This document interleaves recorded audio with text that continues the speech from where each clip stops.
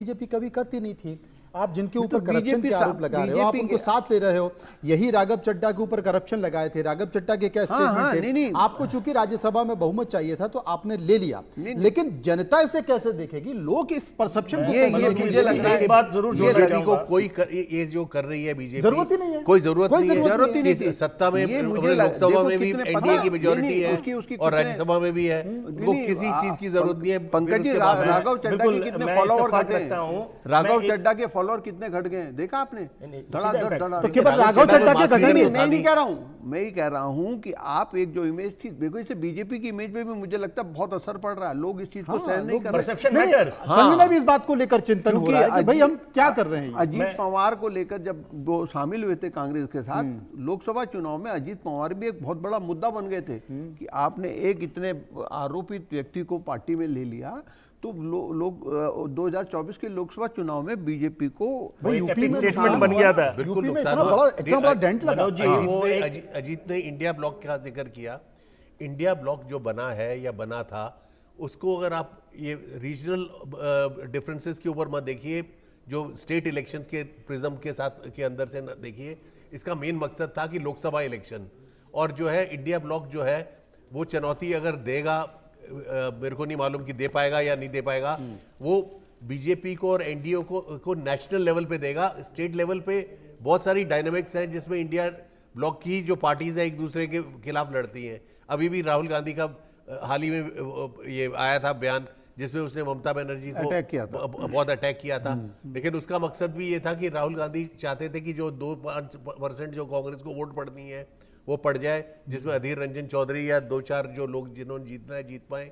लेकिन ओवरऑल जो है ये ममता बनर्जी का ही चुनाव है, ये ममता सेंट्रिक चुनाव है। ममता बनाम प्राइम मिनिस्टर हो गया चुनाव। बड़ी अहम बात अभी जहन में आती है। देखिए, जब ये 2024 का लोकसभा चुनाव लड़ा गया, नतीजे आए, सरकार बनी, विपक्ष बार बार बोलने लग गई कि आप बैसाखियों के सहारे ये सरकार बनी है, तो वहां पर बड़े मुखर होकर राहुल गांधी नेता प्रतिपक्ष बन के उभरे और घेरने का काम शुरू करा।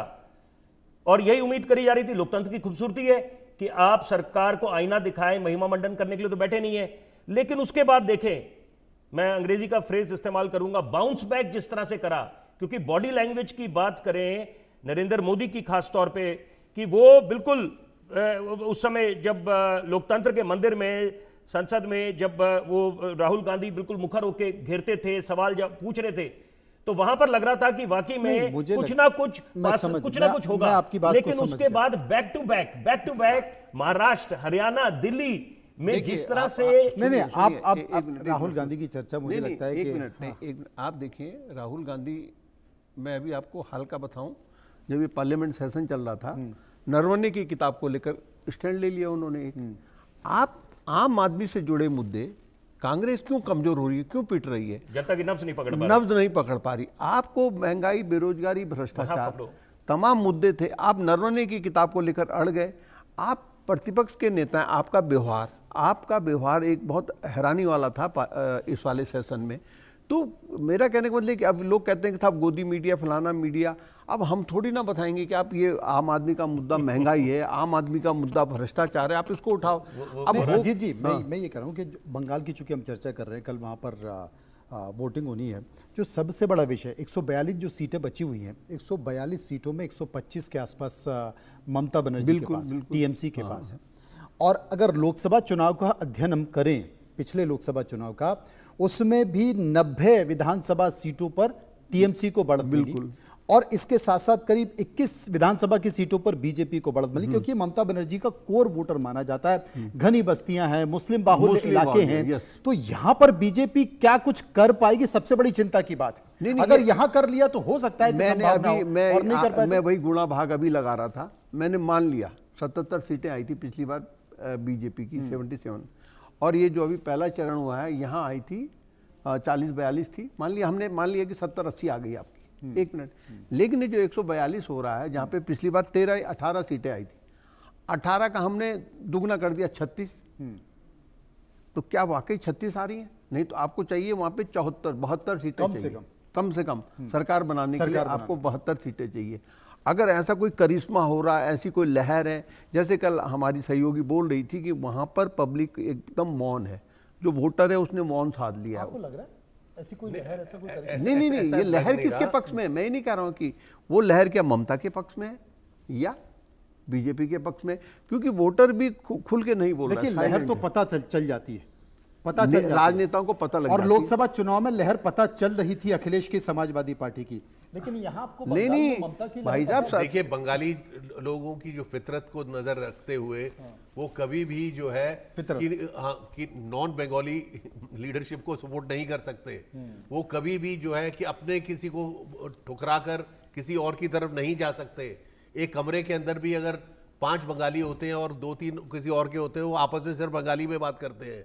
वो तो ये स्टेट लेवल पे भी जो है साउथ वाले भी करते हैं, केरल वाले भी करते हैं। जब जो नेता बनेंगे, जो विधायक चुन के आएंगे, हाइपोथेटिकली मान के चल रहे हैं कि भाजपा कहीं आसपास पहुंच जाए 120, 130, 140, बिल्कुल कांटे की टक्कर हो जाती है, तो वहां पर जो नेता बनेंगे, मुख्यमंत्री बनेगा, वो तो बंगाल का ही बनेगा, वो तो कोई बाहर वाला नहीं होगा। तो ये जो नैरेटिव है, अभी एक इन्होंने बहुत अच्छी बात बोली कि लोकसभा चुनाव में बीजेपी को लग गया था पता। ये सब देखो, राजनीति में जो पार्टियां चुनाव लड़ती है ना, मैं तुम्हें बहुत नज़दीक, जब लोकसभा का चुनाव हो रहा था और पहले 2-3 चरण की वोटिंग हो गई थी, तो ये आभास हो गया था बीजेपी को कि हम लोग क्या है, लूज कर रहे हैं, कहीं ना कहीं गड़बड़ी हो गई है।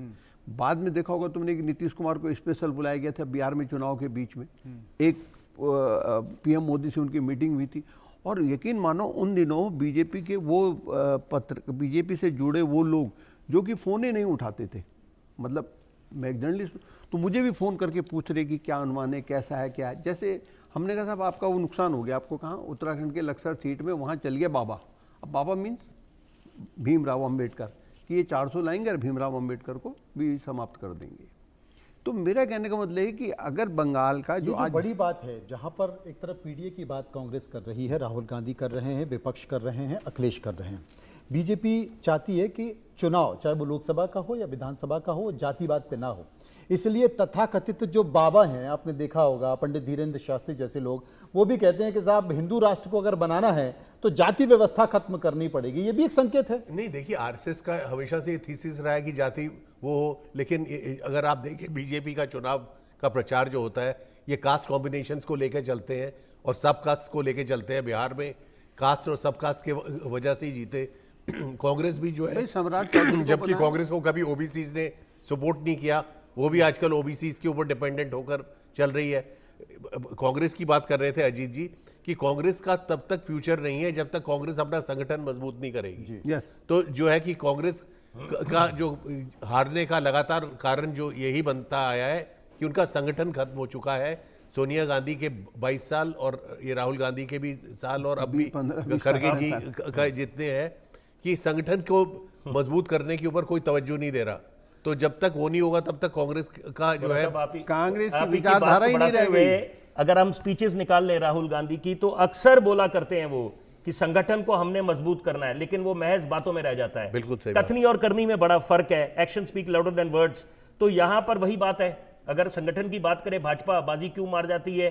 वो आलोचना ये होती है कि आप 365 दिन 24 घंटे इलेक्शन मोड में रहते हैं। मुझे ऐसा लगता है पंकज जी, कांग्रेस पहले भी लीडर बेस्ड पार्टी थी, उसके स्टॉल लीडर थे, बड़े बड़े लीडर थे, इंदिरा गांधी, और बीजेपी कार्डर बेस्ड पार्टी थी। बीजेपी कार्डर बेस्ड पार्टी होते हुए उसने अपने लीडर को मजबूत किया, नरेंद्र मोदी भी आ गए। और कांग्रेस ने जो कांग्रेस जो लीडर बेस्ड पार्टी है, लीडर आपके पास है नहीं, लीडर आपका खत्म हो गया, कार्डर आपका पहले नहीं था। ये मुझे लगता है सबसे बड़ा। देखिए कांग्रेस के अंदर जो एक तरह से अगर देखा जाए, पुराना जो ओरिजिनल कांग्रेस का जो वोट बैंक था वो था ब्राह्मण, मुसलमान और दलित।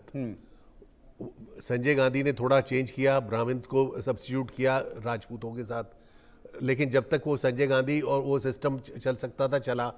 अब जो है कि कांग्रेस के पास ना ब्राह्मण है, जो मुसलमान जहाँ पे उनको सूट करता है वहां पे आते हैं, दलित जो है वो भी सिलेक्टिव तरीके से आते हैं। तो कांग्रेस का जो अपना वोट बैंक जो बेस था वो इरोड हो चुका है। उसका डायरेक्ट फायदा जो है बीजेपी में आ रहा है। बीजेपी में एक स्ट्रांग लीडर है, नरेंद्र मोदी को जितने मर्जी लोग उसकी आलोचना करें, बहुत स्ट्रांग लीडर है। मनोज जी जो बात अभी बोली वोरा साहब ने, बिल्कुल मैं उसी बात को आगे बढ़ाते हुए जल्दी एक बढ़ाना, नाम, समय खत्म हो रहा है। चौधरी प्रेम सिंह, बड़े कम लोगों को पता होगा, वोरा साहब तो बिल्कुल उस पर मोहर लगाएंगे कि ऐसा नेता कि जिसने 50 वर्षों से ज्यादा अपने विधानसभा क्षेत्र से चुनाव नहीं हारा, अंबेडकर नगर, तो इसका मतलब है ऐसे भी महान